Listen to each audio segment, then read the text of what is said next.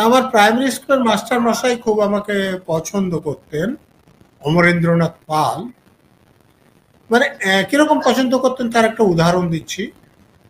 একদিন আমাদের মাঠের চাষের সময়, আপনারা যারা চাষবাস করেন তারা বলবেন যে বৃষ্টি হয়েছে, জমিতে জো হয়েছে, বাতাল বলে আমাদের ওখানে, মানে আচ্ছা। বীজ রোপণ করতে হবে। তো আমার বাবা বললেন যে আমি তো একা মানুষ পেরে উঠবো না, তুই যদি আজকে স্কুলে না যাস তাহলে আমাকে একটু সাহায্য করলে আমার সুবিধা হয়।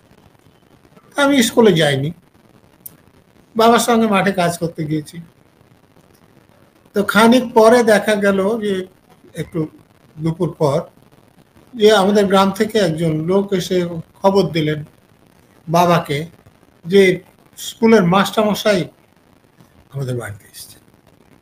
আচ্ছা। তো আচ্ছা। আমাকেও যেতে হলো, বাবাকেও যেতে হলো। মাস্টারমশাই এসছেন। এখন প্রাইমারি স্কুলের মাস্টারমশাই আমরা যে গুরুত্ব জানি না, কিন্তু আমাদের গ্রামে কোনো প্রাইমারি স্কুলই ছিল না, পাশের গ্রামেও ছিল না। সেখানে মাস্টারমশাই বাড়িতে এসছেন, এটা একটু বড় ব্যাপার। তো আমার বাবা মাঠে সেই লাঙ্গল বলদ রেখে গেলেন। তো মাস্টারমশাই জিজ্ঞেস করলেন যে ওকে স্কুলে যায়নি কেন? তো বাবা বললেন যে আমার তো কাজের দরকার ছিল, আর ওকে কাজটা শিখতেও হবে, সেই জন্য মনে করেছি। তো তখন মাস্টারমশাই জিজ্ঞেস করলেন যে ও কি কি কাজ করে আপনি চান? বাবা বললেন। তো মাস্টারমশাই যে ও যদি কাজগুলো করে দিয়ে স্কুলে যায়। বাবা বললেন তাহলে আমার আপত্তি নেই।